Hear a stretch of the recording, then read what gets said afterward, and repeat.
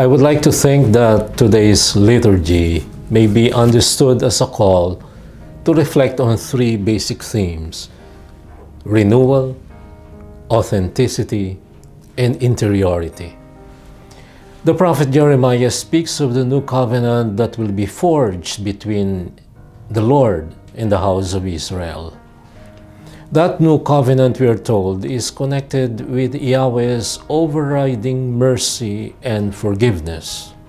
The new law, we are told further, is to be written not in stone, but is meant to be placed within us and written upon our hearts. The letter to the Hebrews, along with the second part of John's Gospel passage, both allude unmistakably to the agony of Jesus in the Garden of Gethsemane and his subsequent suffering in the flesh, a very real and authentic journey of suffering and death that is at the root of the eternal salvation that awaits all believers. The same gospel passage from John gives us a glimpse of the interior struggle experienced by Jesus as he agonized in the garden, and the subsequent triumph of obedience to the Father's will that ensued from that intense interior communing with the Father when he offered prayers and supplications with loud cries and tears to the one who was able to save him from death.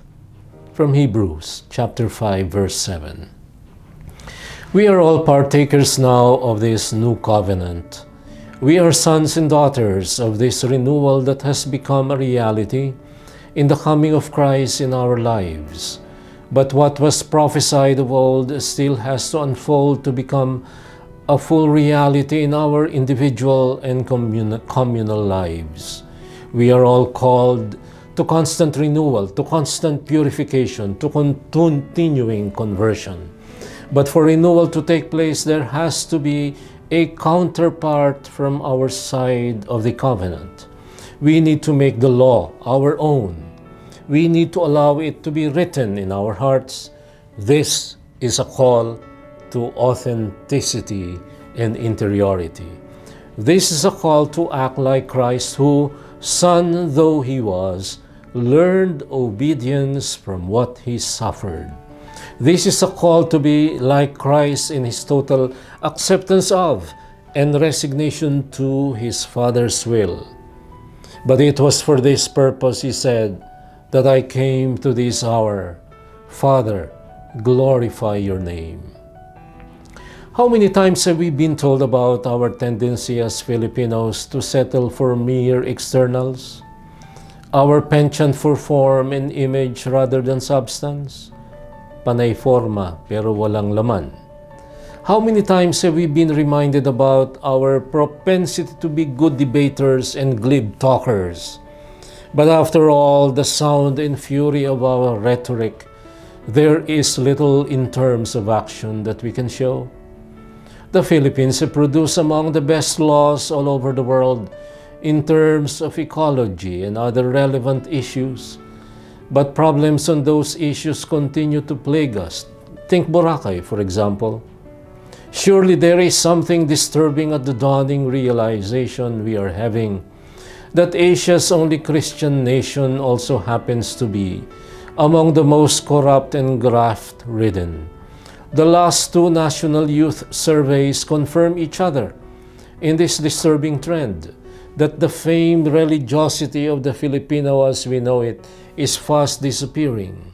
And in its place, we see a lot of media-mediated values like consumerism, hedonism, and relativism, and social media-mediated values like irreligiosity. It is a non-value, as you can see. This is shown also by, for example, by the tenuous appreciation for, if not downright refusal, from an increasing number of Filipinos of the Church's official moral teachings.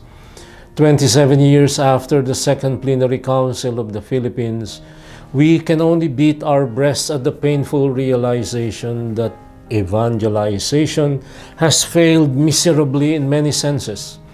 And all this just shows that renewal, authenticity, and interiority are things we cannot take lightly in our journey of faith as Christians and as Catholics. And this, my dear friends, is your Kalakbay at Katoto in today's episode of Puso sa Puso, saying thank you and God bless you.